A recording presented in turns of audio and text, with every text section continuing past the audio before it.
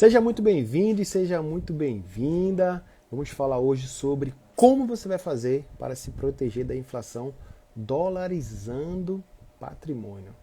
Hoje nós vamos ter aqui um convidado especial, o Anderson Vieira, tá? Conheço ele há muito tempo e ele é um especialista em dolarizar patrimônio. Ele já está aqui. Anderson, antes da gente começar, né, eu queria dar um recado aqui para o pessoal que está chegando, né? É o seguinte, vou fazer uma maratona, né? Maratona da Virada Financeira. Vai acontecer no sábado, dia 14. E aí o que acontece?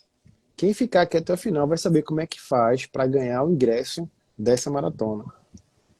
E esse ingresso vai dar direito a 3 e-books. Então eu vou sortear aqui 2 ou 3 acessos à maratona. Então, para descobrir como é que faz para ganhar o ingresso, tem que ficar até o final. Se o pessoal que está assistindo gravado aqui também quiser, é só seguir aí depois o passo a passo que vai estar aqui na live e você pode concorrer também aí a esse ingresso que vai acontecer no dia 14 de janeiro, ou seja, de sábado agora a outro a gente vai fazer Boa, esse movimento aqui. Beleza? Tudo certo? excelente, Cara, eu tudo queria, certo. eu queria que a gente começasse com você aí, se apresentando, né? Se apresentando. O pessoal aqui talvez não te conheça, né? A gente é a nossa primeira live junto. Espero que a Ó, gente consiga ó, fazer, muitas. fazer outras lives também, né? E a gente vai continuar na parceria legal aqui. Tô mandando aqui os convites pra galera, agora foi. Aí me diz aí, de onde é que tu veio e tal, como é que tu começou a falar um pouquinho aí sobre essa dolarização de patrimônio e a gente já começa a entrega aqui Já do conteúdo. inicia. Tá bom, então. Boa noite, pessoal. Agradeço aí ao Davidson pela oportunidade de abrir essa janela aí, né, para a gente tratar um tema é, importante, né, que é investimento no exterior e dolarização de patrimônio. Para as pessoas que não me conhecem, eu sou Anderson Vieira, tá? Eu sou licenciado em matemática, invisto invisto já há mais de 10 anos, só que aqui no Brasil eu investi apenas em renda fixa, né? Acho que a maioria dos brasileiros, como assim, investe em poupança. O máximo que eu investi era um LCI, um LCA, desde 2012. Então, quando chegou em 2020, eu tive uma virada de chave, né? Quando eu comecei a investir no exterior. Na realidade, eu comecei a mandar dinheiro para o exterior apenas para dolarizar o meu patrimônio. Parte do meu patrimônio não tinha nem a intenção de investir, né? Aí, depois eu fui conhecendo as empresas muito conhecidas como McDonald's, Coca-Cola, e aí, pô, fui começando a investir nas empresas, tudo, e aí, pô, de lá para cá, eu venho investindo no exterior e dolarizando parte do meu patrimônio. Aí, como isso, já estou no 4º ano, eu criei esse Instagram dia 31 de agosto desse ano e disse, pô, por que não, já que foi uma coisa que eu aprendi, que eu gostei, achei bastante legal, eu disse, eu vou repartir isso com o pessoal, né? Então, vocês vão poder entrar aí no meu Instagram, vão ver que é um Instagram novo, né? Que com poucos seguidores, quem quiser me ajudar aí lá, seguir no Instagram. Eu sempre vou trazer material de qualidade nesse sentido, de dolarização do patrimônio e também de investimento, né? Os tipos de investimento que você pode fazer no exterior, através de bonds, estoques, REIT, coisas que vocês podem ir lá no meu Instagram que vocês vão encontrar. Seria isso. Essa foi a minha apresentação, né? Então, E pode falar. tu já investe há 10 anos, mas de 2020 para cá foi que tu começou a Isso, dolarizar isso. patrimônio, né? A dolarizar patrimônio, isso. É o 4º ano já que eu já estou efetivamente nos Estados Unidos dolarizando o meu patrimônio. Qual é hoje, Anderson, né? Eu vou começar aqui, nem sei se era isso previsto aqui no script, mas assim, qual é hoje a tua relação real dólar quando se trata aí do patrimônio? Eu pergunto isso por quê? Porque quando eu entendi, eu acho que foi 2019, qual foi o ano da pandemia? 2021, não foi? 2020, 2020, 2020. Março de 2020. 2020, março de 2020, então foi 2019 também. Eu acho que foi janeiro, fevereiro de 2019 ali, que eu estava abrindo a conta, entendendo como é que funcionava, e eu entendi que era muito mais simples do que eu acreditava, né? É bem simples. Mandar dinheiro para fora e começar a investir. Foi quando eu entendi que fazia parte da estratégia ter sim um capital fora com um patrimônio dolarizado e tudo, né? Aí eu coloquei uma meta de ter pelo menos um quarto do patrimônio fora, ou seja, 25%, né? Só que a gente passou aí, meu amigo, pela pandemia e a minha meta subiu de 50% aí, pelo menos fora de uma economia. Vamos fazer uma comparação assim, né? Bem interessante, né? De uma economia que representa pouco numa condição global. Quando você se torna investidor, você primeiro entende que pode investir, que ganhar dinheiro, né, de juros, e depois que você entende que você pode ser um investidor global, aí ficou Acabou, né? sem barreiras. Obviamente. Mas assim, a primeira pergunta, qual é hoje uma porcentagem que você acredita, que você defende, que deveria ter parte aí do patrimônio fora do país, né? Fora do Brasil, como Entendi. cenário geral? Bom, antes de falar o meu percentual que eu tenho investido fora, quando eu comecei a investir, eu também comecei a investir num percentual pequeno. Então, tinha a maior parte em renda fixa e um percentual pequeno lá fora. E depois, quando eu comecei a estudar, eu comecei a ver o seguinte: hoje 2022, ou melhor, 2023, né? O último dado que eu peguei foi 2022. A Bolsa de Valores americana, ela tem uma representatividade de 60% do mercado mundial. Então, quando a gente fala de mundo, a Bolsa Americana, somando as duas bolsas, que é a NYSE e a Nasdaq. Na NYSE, a gente tem a mais antiga, né? A gente tem 2.500 empresas. Na Nasdaq, a gente tem 3.500 empresas. Então, são 6.500 empresas só nessas duas bolsas de valores nos Estados Unidos, mais 2.000 ETFs. Então, você tem 8.000 ativos nos Estados Unidos que você pode investir.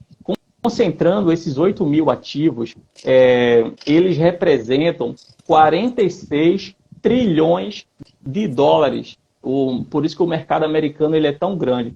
Se a gente pegar no Brasil todas as ações, os FIIs, a renda, ações, FIIs e renda fixa, somar tudo que é negociado na B3, ações, FIIs e ETFs, somando tudo, você tem 475 ativos. Essas informações eu peguei atualizada no finalzinho ali do ano, no dia 30 de dezembro. E quando você vai ver o tamanho da B3, né, em relação à Bolsa de Valores, ela tem 890 bilhões de dólares, o valor de mercado da B3, e o valor de mercado dos Estados Unidos é 46 trilhões de dólares. Ou seja, quando compara a nível mundo, como você falou no início, Davis, o Brasil ele tem uma representatividade de menos de 1% do mercado global.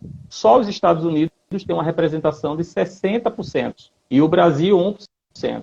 Então, eu me choquei com isso quando eu comecei a investir em 2020, porque eu disse, cara, não faz sentido eu colocar 90% do meu patrimônio investido em bolsa, que é para o futuro, né, que você investe hoje pensando no futuro, no Brasil, e 10% lá fora, porque eu estaria dizendo o seguinte, matematicamente, eu estou colocando 90% em 1%, que é a representação do Brasil, e 10% em 99%. Ou seja, eu estou colocando quase tudo em menos de 1%, que é o Brasil. E isso aí ia ferir um preceito que eu já tenho formado na minha mente, que é o de concentração.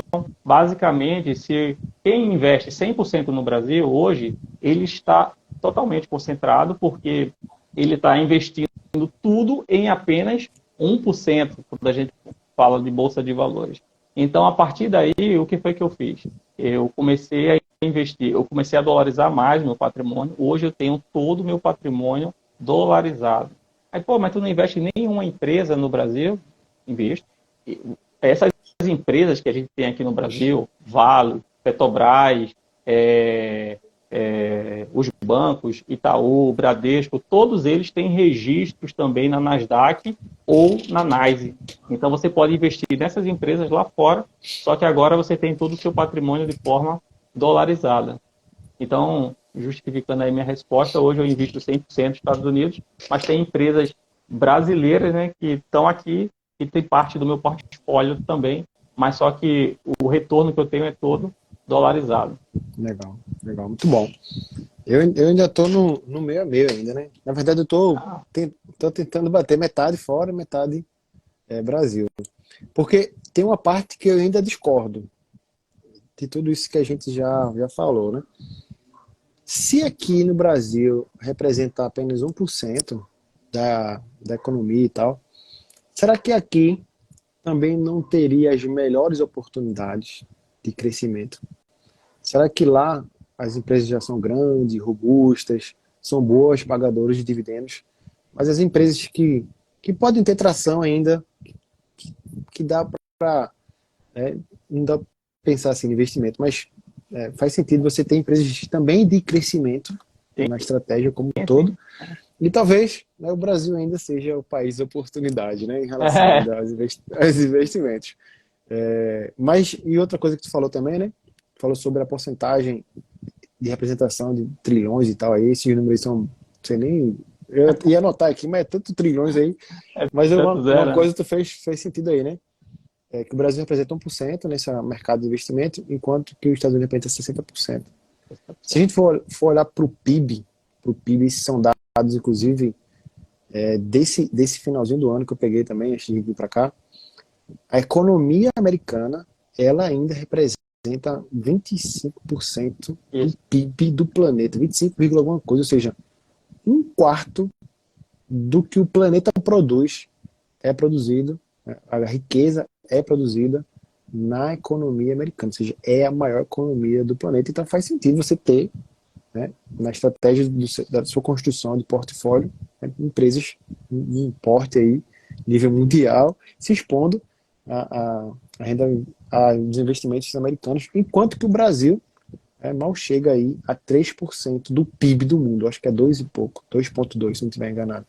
Então, Isso. uma É isso comparação aí. PIB aí, né, Tem dá, um adendo no que você está falando aí, Davis, porque a gente sabe que PIB é toda a riqueza do país, né? uhum, Então, tudo aquilo que as empresas produziu, vendeu e juntou toda aquela riqueza, é calculado o PIB. Então, quando você pensa assim, que o PIB americano foi de 25 trilhões, 25,2 ou 25,3 trilhões, e o PIB do Brasil ele foi de 1,83 trilhões de dólares. A gente está falando do PIB relativo a 2021, fechado.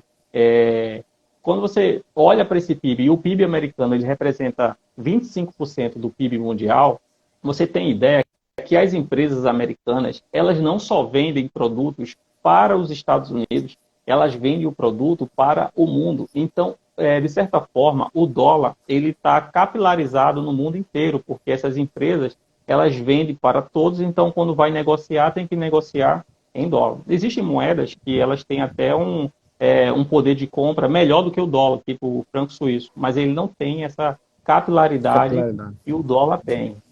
Nossa.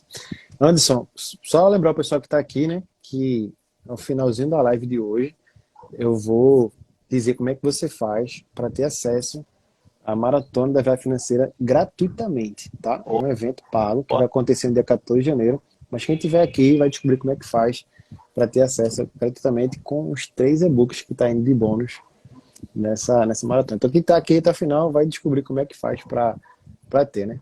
Mas vamos lá, Anderson. Em relação aí à inflação, né? Eu acho que é o tema principal da nossa live hoje.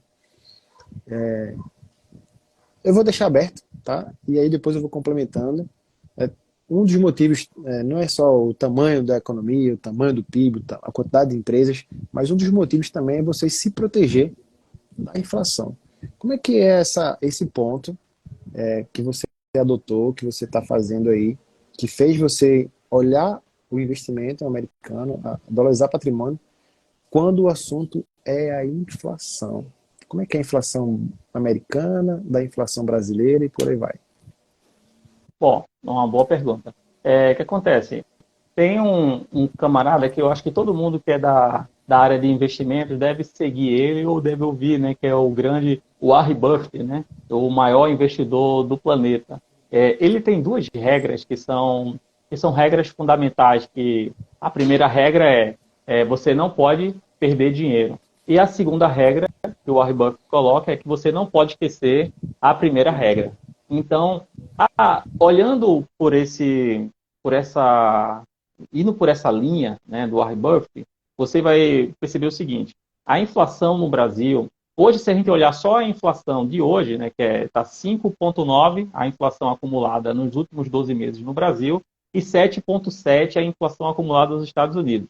Se você olhar para esses dados dos 12 últimos meses para tomar uma projeção de longo prazo, você pode se machucar lá na frente, porque você vai achar que a inflação, que a moeda brasileira tem um poder de compra maior do que a moeda americana.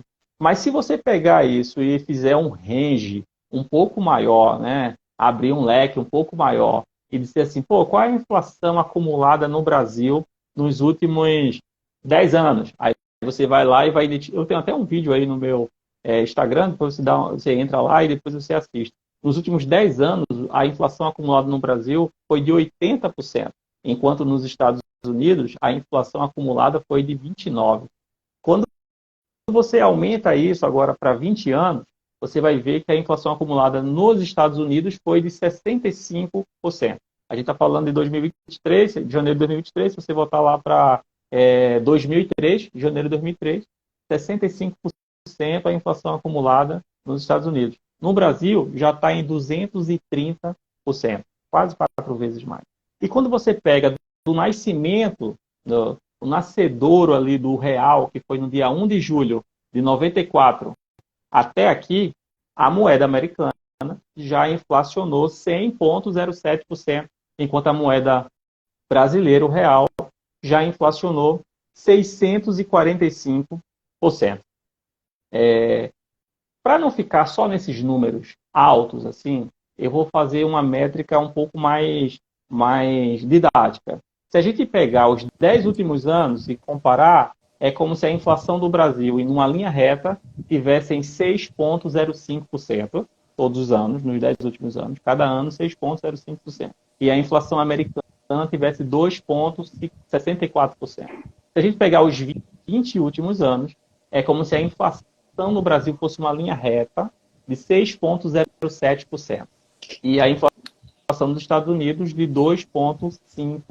Se a gente pegar desde o nascimento do real, seria a inflação no Brasil 7,41%. Veja, são sempre números acima de 6. 6,05, 6,07, 7,41. Enquanto nos Estados Unidos, desde o nascimento do real, a inflação foi 2,49, 2,51 e 2,74, tomando como medida aí 28 anos, 20 anos e 10 anos. Então, a gente vê que, em histórico, a moeda, o real, ele basicamente é 3 vezes mais que ele inflaciona, ou seja, você perde o seu poder de compra. Por isso que o Warren Buffett disse, você não pode perder dinheiro. No Brasil, a moeda brasileira, você perde com uma velocidade 3 vezes maior. E se você tivesse esse valor em dólar, você ia perder menos. Bom, uma resposta aqui mais saudável seria, imagine que você tivesse uma pizza e essa pizza tivesse 6 fatias. E a gente comprasse, um americano comprasse essa pizza lá nos Estados Unidos e um brasileiro comprasse com o mesmo valor essa pizza aqui no Brasil. Em 94, 1 de julho de 94, R$1 era $1. Era a mesma paridade, era a mesma coisa. Então eles iam gastar a mesma coisa, cada um no seu país, para comprar essa pizza. Depois de 28 anos, o que é que o americano consegue comprar com aquele dinheiro lá que ele tinha? Ele consegue comprar metade da pizza, porque a inflação lá subiu 100%. Ele só consegue comprar metade. E o que é que o brasileiro comprou essa pizza lá em 94 consegue comprar hoje? Essa pizza de 6 fatias. Ele consegue comprar um pedaço de uma das fatias. Aí você... Ele consegue comprar o pedaço de queijo que está em cima. Ele consegue comprar um pedaço de queijo, exatamente. Ele consegue comprar um pedaço da fatia. Aí você consegue entender ali a relação. E daí foi que me motivou. Eu disse, não, cara, eu tenho que procurar uma moeda que o processo de inflação seja menor, né? E as empresas americanas também, existem muitas empresas. Nos Estados Unidos existem empresas centenárias, quase bicentenárias, né? P&G tem 187 anos de idade. Se for falar de dividendos, lá tem empresas que pagam dividendos há 25 anos seguidos, sem falhar um trimestre. Empresas que pagam dividendos há 50 anos seguidos, sem falhar um trimestre. Então, olhando por essa métrica, eu disse, não, eu vou começar a investir nos Estados Unidos. E no Brasil eu vou investir eu ainda vou começar a investir no Brasil, na realidade. Mas quando eu investir no Brasil, vai ser justamente em renda fixa. Porque eu vejo as oportunidades de ações, ou melhor, quando eu investir no Brasil, vai ser em ações. Renda fixa eu quero também investir nos Estados Unidos. Se você sabe, lá nos Estados Unidos tem como você investir em renda fixa também, que são os bonds. Inclusive, você pode investir em renda fixa de empresas como Itaú, como Suzano, e pagando 7% ao ano, né? Mas aí você tem que entrar com $10.000, vamos dizer assim, né? Um valor. Essa daí é uma trava que tem, mas eu estou juntando aí para poder comprar a minha renda fixa dessas empresas brasileiras lá nos Estados Unidos, por incrível que pareça. Eu lembro que no começo da pandemia, quando saiu ali o auxílio emergencial, comecei a fazer conta, né? Eu estava lá estudando e tal, e a conta que eu fiz foi o seguinte: se o auxílio emergencial fosse em 1994, o brasileiro ia receber uma nota de R$100. Ia valer a mesma coisa do que os R$600 que foram pagos a partir de 2020. Então, o auxílio emergencial de R$600, em 94, esses R$600, né, o poder de compra desses R$600 era apenas uma nota de R$100. Então, com R$100, você tinha o mesmo poder de compra que você tinha no começo da pandemia aqui no Brasil, para fazer essa comparação aí de quanto que foi a perda, né, inflacionária da moeda, né? Agora sim, todas as moedas sofrem inflação, né? Aí tu fez uma comparação boa com o real. O real, eu não sei se ela é a moeda mais antiga, mas é uma das mais antigas, de 1800 e alguma coisa, não é isso? O real? O dólar. O real é de 94. O dólar é de 1776. Ou seja, na realidade, o dólar já existia antes de 1776, mas ele virou moeda oficial dos Estados Unidos quando teve a independência dos Estados Unidos em 1776. Então, teoricamente, ele tem 246 anos. Ou seja, enquanto que o real tem 24 anos, né? Eu acho que eu passei aí, não sei se eu passei por mais de uma, né? Uma eu lembro, porque eu já era ali, uns 9 anos de idade ali e tal, do real. Mas talvez antes disso, na década de 90, né, na hiperinflação, deve ter mudado também alguma coisa de moeda, né? E aí, nós já vamos em quantas moedas? 30 moedas? Brasil? 9. 9 moedas? 9. Talvez a décima vindo aí, real, né? Dólar, real, cruzeiro, cruzeiro real, cruzeiro novo, cruzeiro velho, cruzeiro CP, cruzado. Né? Foi em 42 que começou as trocas, né? Era réis, aí passou para cruzeiro, cruzeiro novo, aí voltou para cruzeiro. Aí cruzado novo, olha aí, ó. Aí voltou para cruzeiro. Cruzeiro real e real. Aí, ó. 9. 50 mil, peixe. Melhor, 50 cruzados. Eu tenho aqui de mil, aqui, ó. 50 mil, mas não, nota de 50 mil reais, velho. Olha aí. 50 mil cruzeiros. Aqui, ó. E você vê que hoje não vale nada, né? Tá brincando. Imagina uma nota hoje de 50 mil reais. Talvez até chegue a valer para colecionador, né? Sabe o que eu achei aqui? Uma nota de R$200. Melhor, 200 cruzeiros, né? Será que esse negócio de 200 é quando tá perto de acontecer um movimento aí, velho? A nota de 200 assim, veio por causa da perda inflacionária também, né? Que a moeda sofreu, né? Toda essa troca de moeda foi um movimento inflacionário. Foi quando as pessoas perderam a confiança no dinheiro e começaram a comprar bens. É tipo assim, você tem uma quantidade de bens na economia e essa quantidade de bens, ela representa uma quantidade de dinheiro. Então, o que é que acontece? Os governos anteriores, eles imprimiam dinheiro, colocava bastante dinheiro na economia, e aí o que acontecia? Esses bens, por uma questão de demanda e oferta, eles também aumentavam. Só que algumas pessoas paravam e pensavam, pessoal, quanto de dinheiro foi impresso? Será que foi impresso só o dobro, o triplo, o quádruplo? Eu não sei quanto dinheiro o governo colocou na economia. Então as pessoas, com medo, corriam e compravam bens, compravam móveis, compravam terreno, faziam suas feiras mensalmente. Por isso que as pessoas têm o hábito de fazer feira mensal, né? Vou comprar tudo do mês, porque sabia que à No tarde ou outro no dia dia seguinte já virou. estaria outro preço. Foi justamente por causa disso. E às vezes para o americano não faz sentido, quando ele chega aqui, ou um cara de fora, da Suíça, por exemplo, que lá quase não tem inflação, ele chega aqui, pô, por que as pessoas compram a comida para o mês todo? É só quando acabar na semana, vai lá e compra de novo. Eu Mas é passo porque no eles não mercado, sabem quando eu que chego do trabalho, eu passo, compro a janta do dia e tal. compra a janta do dia e acabou. Não precisa ter esse negócio de. A gente tem armários em casa, né, para botar a comida do mês todo, porque É, memória isso já é inflacionária. uma herança da inflação. Então as É pessoas memória. perderam a confiança no dinheiro e então comprava bens. E aí, quando comprava de forma desordenada esses bens, os preços subiam muito. Aí a gente tinha o que chamar de hiperinflação. E aí o governo vinha e trocava a moeda. Aí trocou todas essas moedas que a gente citou aí anteriormente, e agora o real já está com mais de 600% aí de desvalorização. Não sei se está vindo uma nova moeda. Já apresentaram aí já um discurso de uma nova moeda, mas eu não sei se vai vingar. Então, né, assim, eu entendi que em 94, quando houve a paridade, inverteu também o termo econômico, talvez eu não saiba, né, mas assim, é, a, est- a estratégia da moeda virou inflação na frente, virou juros futuros.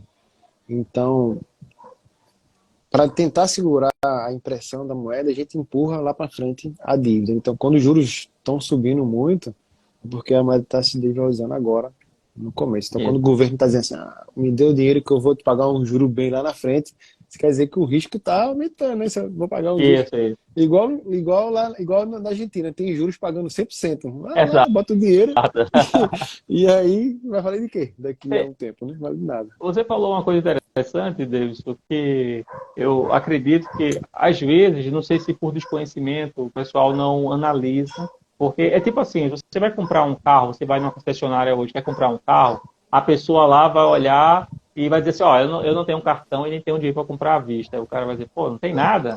Tem como passar um carnê O aí? sinal. Aí o camarada vai dizer, pô, deixa eu ver aqui. Aí ele vai olhar lá no. Vai pegar teu nome, teu CPF, vai jogar lá para ver do Serasa, para ver o score do camarada, se ele é um bom pagador ou não é, se ele tem um score alto, baixo, para ver se pode vender. E se ele tiver um score baixo, ele vai vender, mesmo assim ele vai vender, mas ele vai ter uma taxa de juros alta, porque ele sabe que é arriscado. O comportamento financeiro daquela pessoa ali é um comportamento financeiro que às vezes ele chega na metade da transação ali, para de pagar, então ele vai estar um juros altos para poder fazer isso. Então existem agências de risco também que analisam empresas e países no mundo inteiro.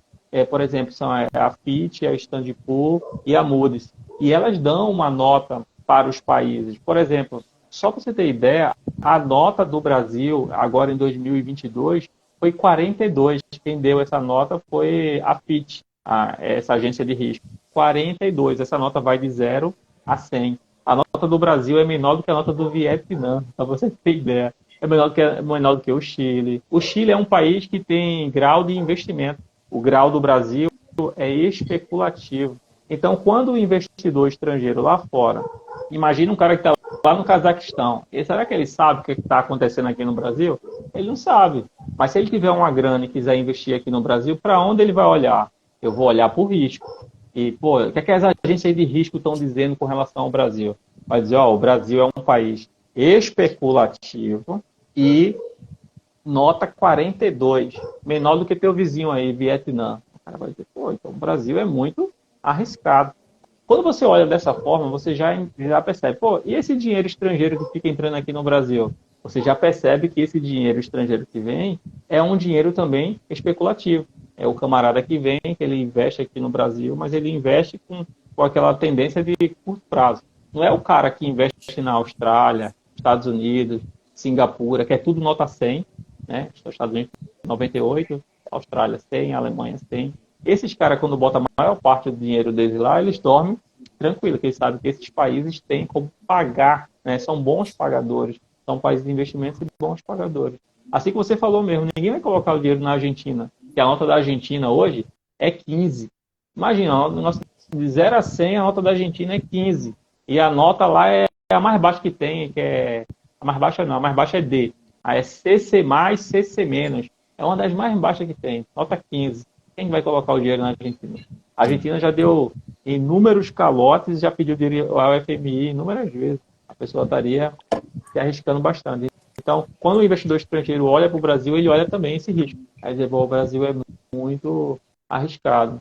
Talvez a gente já tenha um viés aqui que a gente conhece o país, a gente está dentro do país, e isso faz com que a gente não olhe lá para fora. Existe um universo de oportunidades. A gente pode fazer várias lives aqui, né, sobre como investir, quais corretoras utilizar, qual o tamanho desse mercado que a gente falou aqui para alto, porque o mercado é gigante mesmo, é sensacional. Anderson, diz uma coisa. Eu entendi. Eu acredito que o pessoal aqui já está convencido, né? Que faz sentido. É porque, assim, no Brasil já é um tabu investir. Cara, tu investe? Tabu, nossa, bolsa de valor, tem que ficar olhando o gráfico ali toda hora, ver notícia, eu dou uma vontade de rir danada, né? Como assim? Tem que ficar olhando? Não, que eu não tenho tempo para ficar olhando. Ficar olhando o quê? Não, aqueles gráficos lá e tal. Não, cara, eu não invisto assim, não. Não é porque eu não tenho tempo e tal. Mas uma vez eu fui dar uma palestra, aí eu fiz, você sabe quanto é que é o investimento mínimo para poder fazer no Tesouro Direto? Ah, mulher, R$5.000. Eu fiz, não, pode começar com 30. Ela, com 30? É que eu fui no meu banco, me venderam um título de capitalização. Nossa! Aí é bronca. Então, investir no Brasil já é um tabu, né? Não, investidor e tal. Aí investir fora do país, pronto, meu irmão. É um ET, velho. Enquanto que em outros países, as pessoas diversificam. Mesmo estando num país grande, num país americano lá, na mesma economia, o cara investe fora dos Estados Unidos também, né? Para um investidor mais maduro, mais antigo, né, com o linguajar, né, da gente aqui, o cara já entendeu que ele tem que diversificar, inclusive, de economia geográfica, né? Então ele vai e manda dele para fora, mesmo estando nos Estados Unidos. Para o brasileiro, investir já é um tabu, investir fora, então, nossa, já é outra parada, né? Mas vamos lá. Para que a gente consiga promover aqui um benefício para quem está assistindo a gente, né? Cara, entendi. Estados Unidos, tal, dólar, de inflação, tal. Mas e agora? E agora? Dia 14 a gente tem a Maratona da Virada Financeira. Quem estiver aqui vai poder ganhar o ingresso. Mas e agora? Davidson, Anderson, eu estou aqui com R$100 e eu quero dolarizar esse patrimônio. O que é que eu tenho que fazer? Qual é o primeiro passo que eu tenho que fazer? Aonde que eu tenho que começar? Tenho que ir no cartório, fazer um registro americano. Eu tenho que ir no consulado, pedir uma ficha de autorização. Como é que é esse negócio aí? Bom, veja, a dolarização ela pode acontecer de várias maneiras. Existe aquele dólar físico, né? Se você quiser ir numa casa de câmbio e comprar o dólar, né, em espécie, você vai chegar lá, ele vai olhar o preço do dólar, quanto é que está o dólar comercial hoje? 5,40, vai te vender por 5,50, 5,55, que é esse spread, essa diferença, né? E você vai pagar o IOF, que é um imposto da União, né, federal, sobre transações financeiras, paga o IOF e você vai ter o dólar físico na mão. Existe até o marco cambial que foi aprovado agora, né, que entrou em vigor agora no dia 31 de dezembro, e que agora você vai poder fazer essa compra ou venda entre pessoas físicas, porque isso aí, até o dia 31 de dezembro, era uma contravenção penal. Uma pessoa física com outra não podia transacionar dólar. Só que aí a gente não tem ainda um instrumento que autorize ainda essa transação, apesar de já estar autorizado pelo marco regulatório, porque o Comitê Monetário e o Banco Central ainda não disseram como é que vai ser feito essa transação. Quando eles disserem, aí sim, uma pessoa física, porque às vezes o camarada viajou para os Estados Unidos, para a Europa, tudo, e voltou com dólar, né? Ele não vai querer mais usar esse dólar. Ele vem para uma outra pessoa física. Ou então ele vai para os Estados Unidos e tem pessoa que tem aqui, ele ia comprar. Isso no Brasil, de uma maneira... eu acho que já estava isso aí intrínseco na economia, tanto é que o Banco Central autorizou isso. Só que ainda eles não regularam para poder controlar quanto o Anderson já gastou, já comprou $200, ele tem $300 para comprar. E como é que ele vai saber isso? Ele não regulou ainda. Então, tem esse formato que ainda não está regulado. Aí tem um formato básico que seria a casa de câmbio, que você vai lá, compra, paga o spread e paga o IOF. Agora também tem um formato que você pode utilizar as fintechs americanas, como duas fintechs que eu utilizo, muito boas, que é a Avenue, que é uma corretora também, e tem a parte do banco que ela utiliza, e também tem a Nomad. Com essas duas fintechs, você consegue investir diretamente no Estado. Você faz o cadastro, aí você tem aplicativo, né? Você baixa o aplicativo, faz o cadastro em menos de 10 minutos aí, e você vai esperar o tempo para eles aprovarem a sua conta. A da Nomad, a minha aprovou no mesmo dia. A da Avenue aprovou no dia seguinte. Então, dali você vai ter uma conta Banks, que você autoriza. Você não paga custo de manutenção dessa conta, você não paga custo de abertura dessa conta. Abriu, está lá. Aí, beleza. Aí, se for na Avenue, que eu acho que ela é melhor por conta da questão desse câmbio inicial, porque para você poder fazer o câmbio na Avenue, você precisa ter R$200. O câmbio mínimo é R$200 para você poder converter. E se fosse na Nomad, o câmbio mínimo é de R$500 para você fazer a conversão. Se a intenção da pessoa foi igual à minha intenção inicial, que era só de dolarizar, eu não quero investir, eu quero só dolarizar uma parte, eu quero estar protegido numa moeda forte, eu não quero perder um poder de compra, eu só quero dolarizar. Aí você podia abrir a conta na Avenue, que é uma corretora que tem, eu vou dizer aqui, 3 proteções para você se sentir mais seguro. A Avenue, o que eu disser para a Avenue serve para a Nomad também, as duas são corretoras americanas.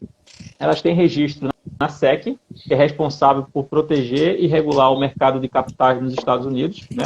Igual a CVM aqui? É a CVM aqui no Brasil. Você tem também a FINRA, que é uma agência de proteção da indústria financeira nos Estados Unidos. Essa função aqui no Brasil, ela é desenvolvida pelo Banco Central. E você também tem algo que todo mundo que investe aqui, ou renda fixa, ou em ações, conhece, que é tipo o FGC que a gente tem aqui no Brasil, que é o Fundo Garantidor de Crédito. Lá é o SIPC, que é uma corporação que também tem essa proteção. Você lembra, Davis, qual é o Fundo Garantidor de Crédito aqui, o FGC? Até quanto ele cobre? Ele cobre 250 mil por instituição e até 1 milhão no global. No global, né? Global, Pois é. Se tiver em várias instituições, até 1 milhão ele consegue garantir. Lá, o SIPC, ele cobre até $500 mil. Ou seja, a gente está falando aí, se a gente fosse traduzir para reais, 2,6 milhões de reais, né? Onde ele pode retornar, em dinheiro, ele retorna até $250 mil, mas a cobertura total é de até $500 mil. Então, você sabe que essas duas corretoras que eu falei aqui, eles têm registro na SEC, que é a CVM, na FIRRA, que é a função que o Banco Central desempenha aqui no Brasil, e também eles têm um fundo garantidor de crédito que cobre até $500 mil do seu patrimônio que tiver no exterior. Então, você pode abrir a conta lá e enviar na Avenue, e você envia até R$200 e já consegue fazer o câmbio, né? Você pode fazer o câmbio tanto no dia, que é o câmbio instantâneo, ou você pode fazer o câmbio para o dia seguinte e você compra um pouco mais barato. Ele bota vamos dizer que o dólar esteja R$5,40 agora. Ele vai te cobrar R$5,50, que é o spread, mais ou menos, e vai cobrar o IOF, que é padrão, né?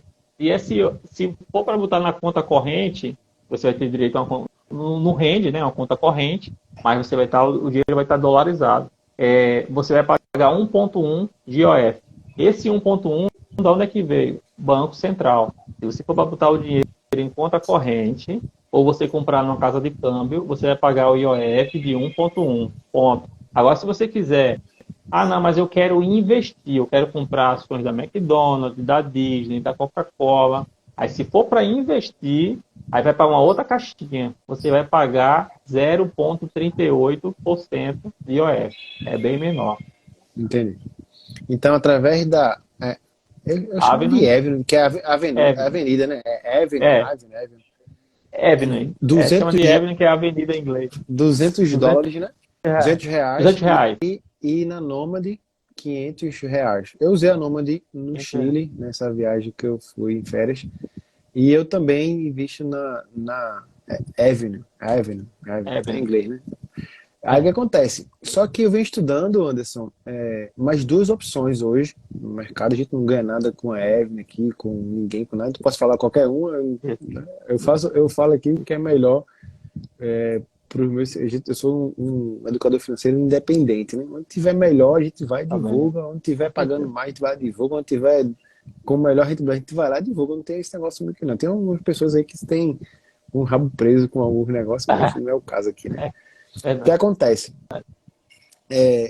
Tem algumas opções, né? Que é uma coisa que eu vou falar antes de encerrar a live, que é uma opção mais inicial, primordial aqui, que a gente pode pensar, mas vou deixar para o final. E tem a outra opção, que é essa que você falou, né? De a gente dolarizar o patrimônio, comprar moeda se for o caso.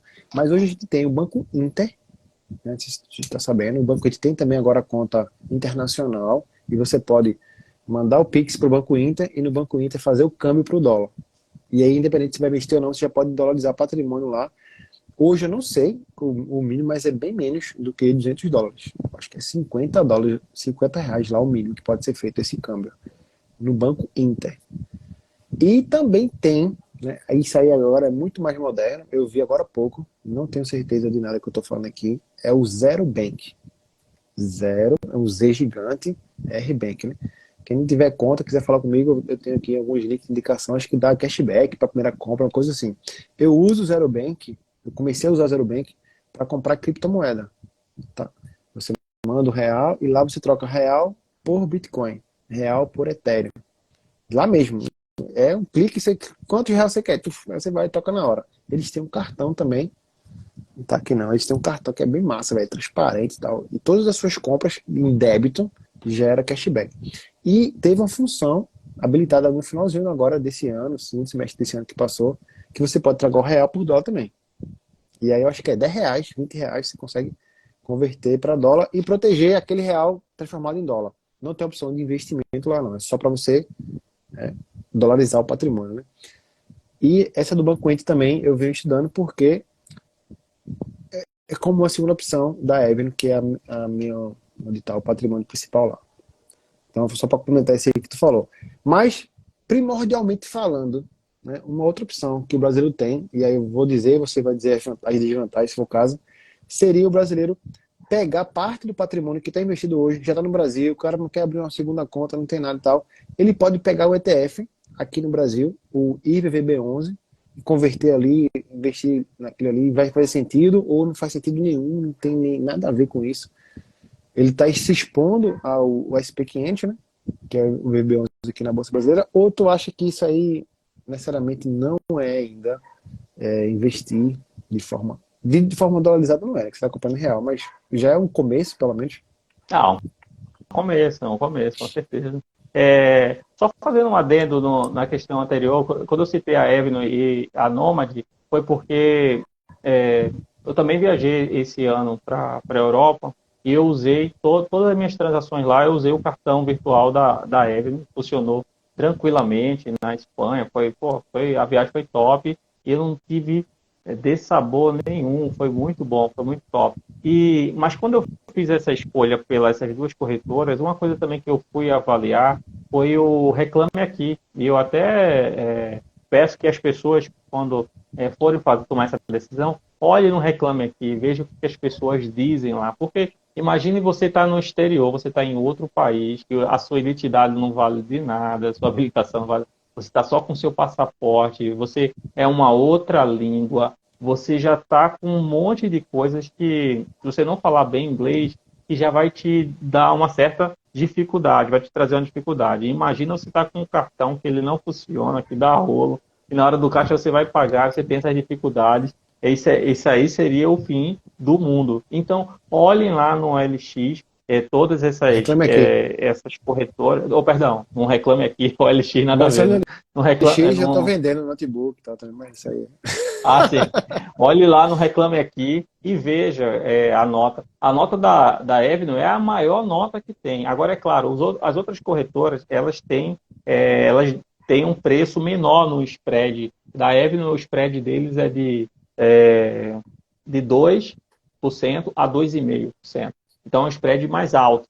Mas eles quase não têm reclamação no Reclame Aqui. E as outras, você vai ver que a segunda melhor é a Nomad, porque quanto mais dólares você compra na Nomad, ele vai te diminuindo esse valor do spread, que vai de 2% até 1%. Então a Nomad é boa para quem só quer dolarizar o patrimônio, porque você vai pagando menos spread com o tempo. Só tem esse encalce ali no início, que você paga R$ 500 ao invés de 200, que é o que a Avenue trata.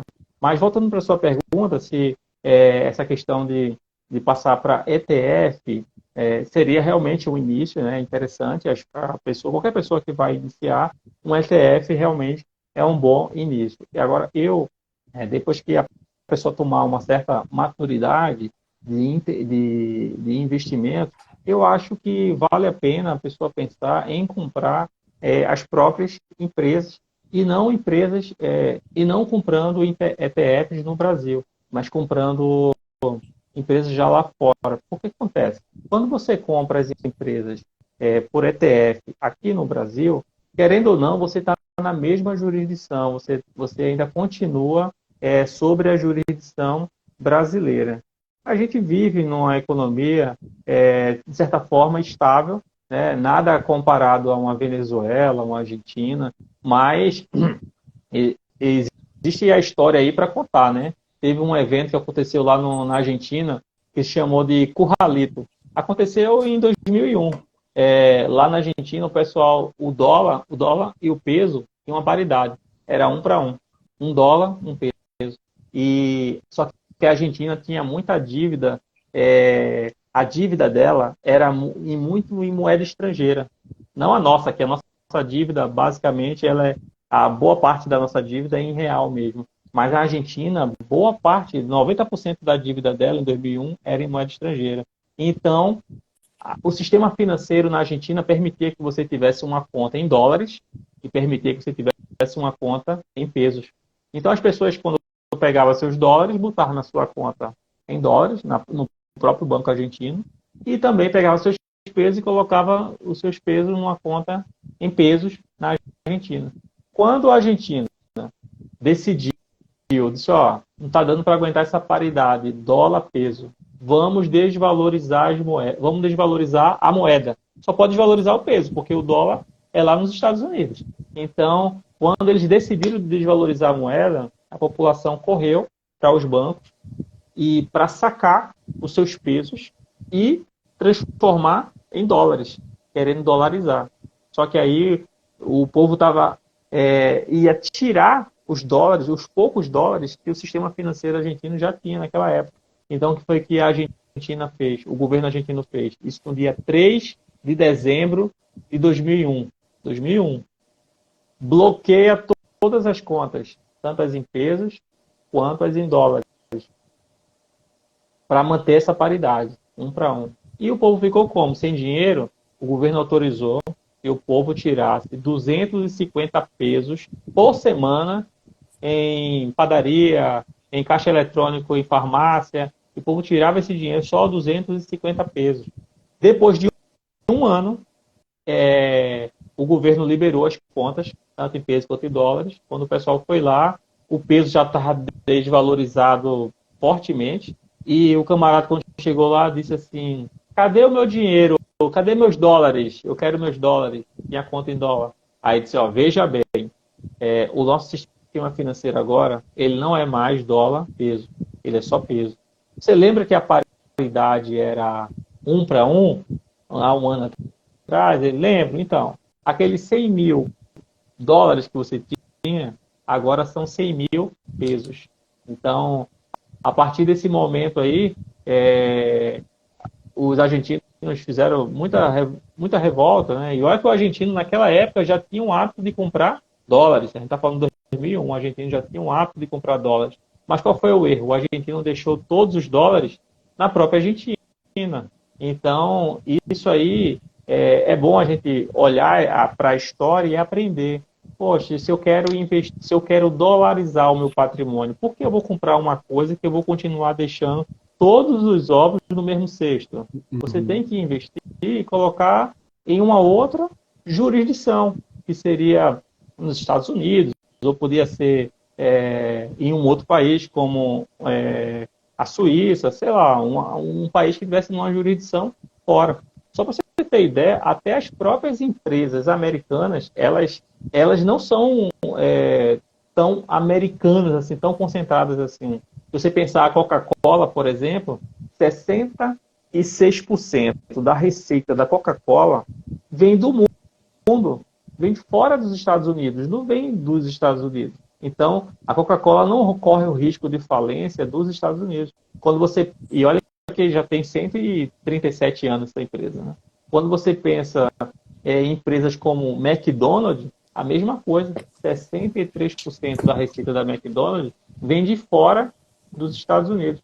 Você vê que essas empresas não correm o risco de falência de um único país, porque, por exemplo, a McDonald's, ano passado, a McDonald's disse assim, ó, vou fechar definitivamente 850 lojas da McDonald's na Rússia, quando começou a guerra Rússia e Ucrânia. Você pode pesquisar aí, 8 de março de 2022. A McDonald's falou isso, fechou permanentemente 850 lojas e fechou as suas operações por 6 meses na Ucrânia. Agora eu te pergunto, o que é que aconteceu com as receitas da McDonald's depois desse evento? Aí quando você vai olhar lá os trimestrais do segundo semestre, do terceiro semestre, do quarto semestre, aconteceu nada. Sabe por quê? Porque a McDonald's, ela está em 119 países. Ela em si já está diversificada no mundo. Ela recebe as receitas em várias moedas, está em vários países e não corre o risco de ruína de um país. Mas se a gente pensar numa empresa, por exemplo, aqui no Brasil, que tivesse 850 lojas fechadas, essa empresa sumiria, né? Qualquer empresa aqui que tivesse isso fechado, sumiria. Então, isso é importante a pessoa pensar em investir em empresas por conta disso. E as empresas americanas já são diversificadas em si. Show de bola. Entendi. Pessoal, a gente está aqui já há 1 hora. Eu vou responder aqui, junto com antes, algumas perguntas que apareceram aqui, né? E se você quiser ganhar um ingresso para a Maratona da Virada Financeira, tem que tirar o print aqui dessa live, a partir de agora, postar nos stories, tanto a mim como o Anderson, tá? A gente vai receber a notificação que você marcou a gente, né? E a gente vai repostar, eu vou falar pessoalmente com você e eu te mando o link, você vai gerar um boleto e eu vou pagar esse boleto, você vai ter acesso aí à Maratona da Virada Financeira. Agora só são os 2 primeiros, tá? Os 2 primeiros, e só vale até às 10 horas, 11 horas, que é a hora que eu vou dormir hoje, que tá na correria aqui ainda. Então, se virar o dia, não vai valer. Aí segue o antes também aí, que ele está compartilhando essa parte de dolarização de patrimônio. Mas a pergunta aqui é o seguinte, Anderson. O presidente eleito, ele tem o poder de unificar as moedas? O Alex Douglas fez essa pergunta lá na frente. Estou puxando aqui lá na frente. Lá.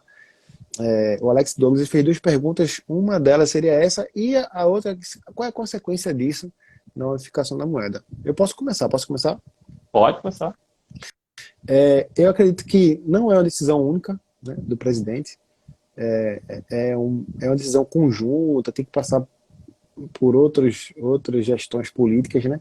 Tem as questões de outros países também, a aceitabilidade, né? Criou-se a União Europeia num conceito muito parecido com o que se quer criar aqui. O próprio Paulo Guedes, ele pensava também numa estratégia como essa, e aí o Brasil sendo a maior economia aqui da América do Sul, tem os prós e os contras, então não é nada assim também, é o fim do mundo e tal, não é nada disso, né?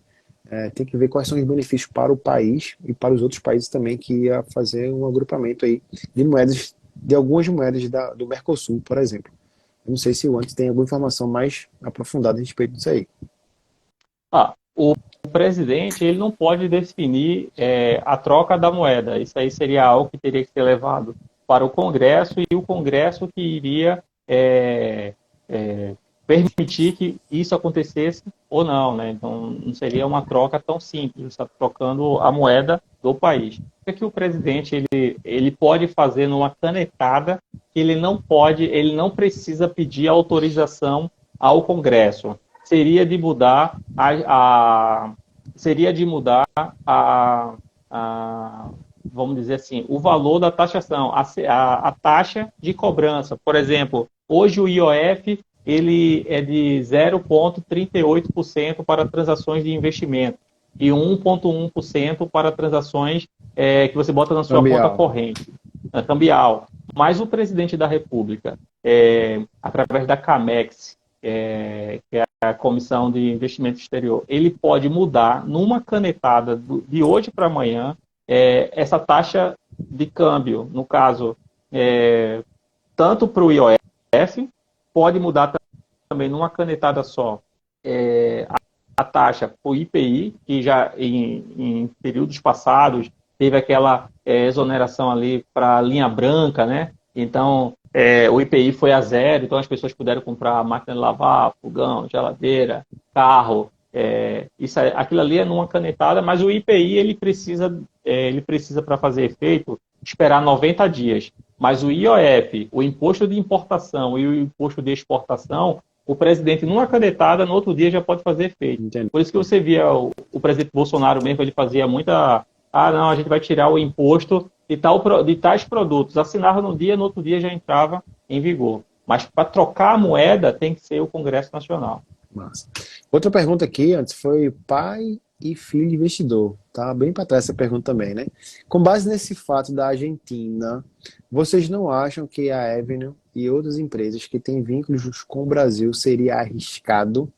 Não acha que teria o risco de uma intervenção do governo no Brasil também, de, sei lá, proibir as transações da Avenue ou de outras corretoras dessa? Aí, o que acontece?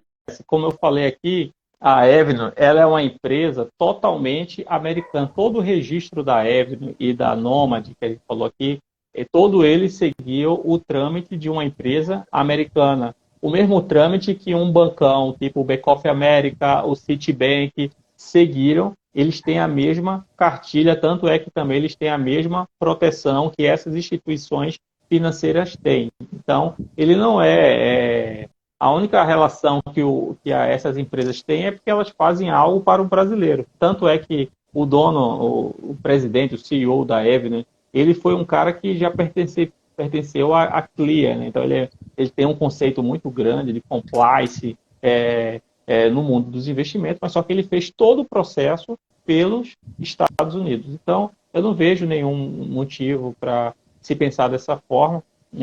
A única forma que eu vejo que poderia pensar dessa forma como de algo arriscado, de tipo de colocar tudo no mesmo cesto, seria um ETF, mas partindo do Brasil. Você fazer tudo em real, que você não tirou o dinheiro daqui, dessa jurisdição. Mas nesse caso da Avenue, da Nomad, ou até mesmo do Inter, que você falou aí, que todo o registro também é lá por fora, tem os mesmos registros que eu falei aqui para a Avenue e para a Nomad, também se aplica ao Banco Inter.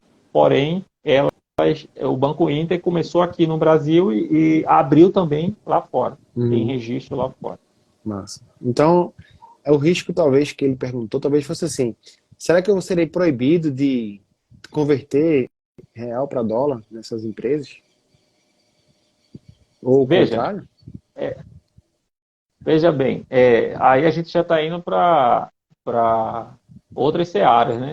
Eu fui na Argentina esse ano, eu vi os argentinos na rua Quando você passava na Argentina, ele dizia, compra o dólar, compra o real, compra o dólar, compra o real. Por quê? O que acontece? O governo argentino lá, ele já deu uma determinação que o argentino, ele só pode comprar no máximo US$ 200 por mês. Então, o povo argentino, ele espera o seu salário cair na conta. Quando ele recebe o salário dele, ele corre para uma casa de câmbio e compra dólar, porque ele sabe que você pode acompanhar você acompanha essa live aqui, dá uma olhada depois lá e vê a paridade dólar-peso argentino. Você vai ver que está perto de 174. Mas olha daqui a uma semana, você vai ver já está 180. Olha daqui a um mês, você vai ver está 200.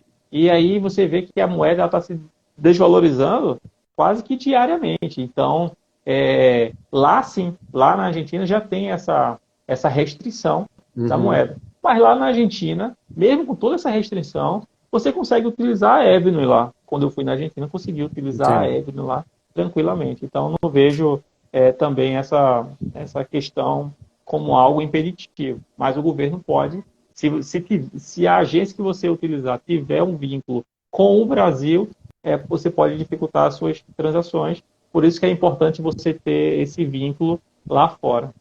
Talvez outra saída fosse um offshore, algo desse tipo, mas é mais sofisticado, né? É mais sofisticado, né? Seria para alguém que tivesse mais de US$ 60 mil, que pode ter pessoas aqui com esse perfil, né? Com esse pedigree aí, mas seria para uma outra live. A Elina Mara, também conhecida da gente aqui, né? Ela perguntou, a gente falou sobre a Argentina aqui, né? Ela falou, será que o Brasil está indo para esse caminho? O caminho da Argentina? Bom, será?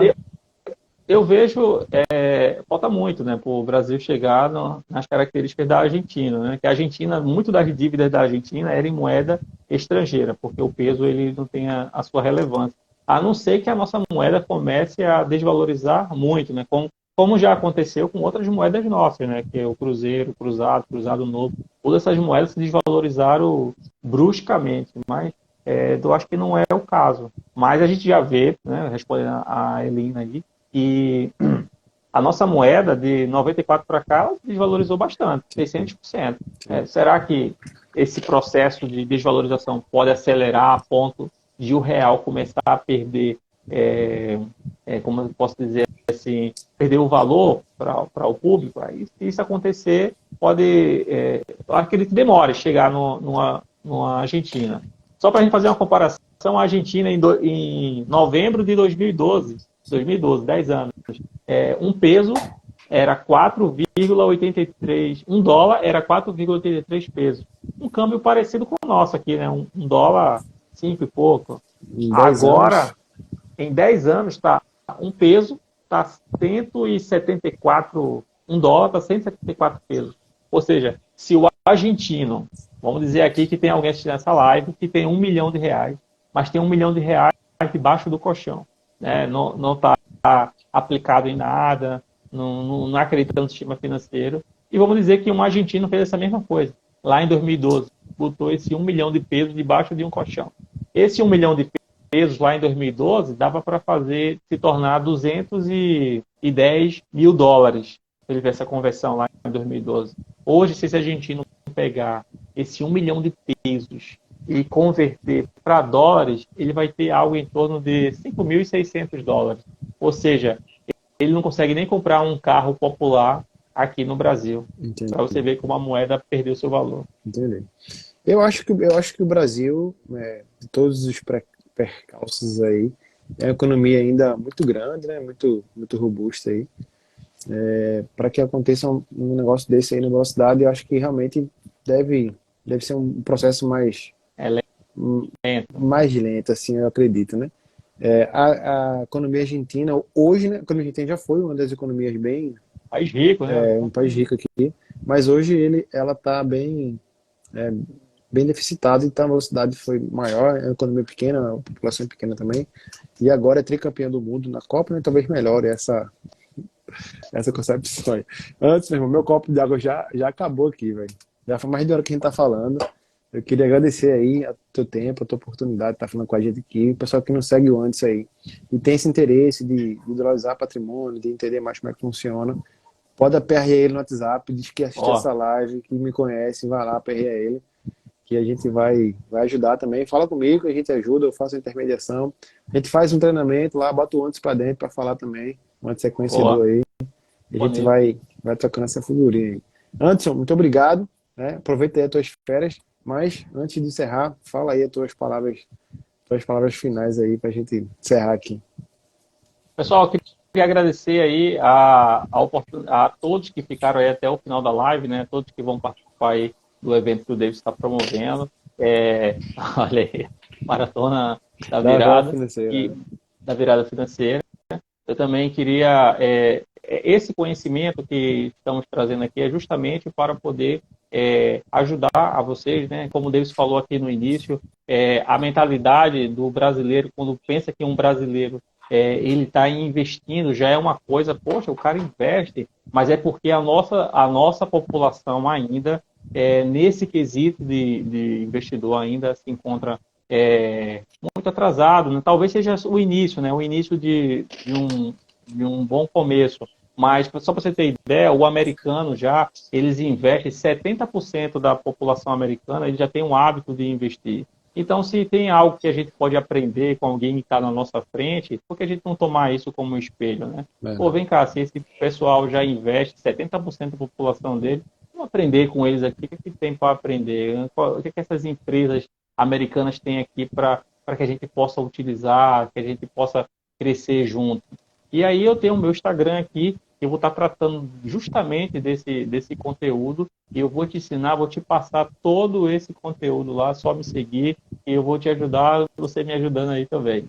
Valeu, pessoal, boa noite para vocês. Valeu, Anderson. Boa noite. Até a próxima aí, cara. Um abraço.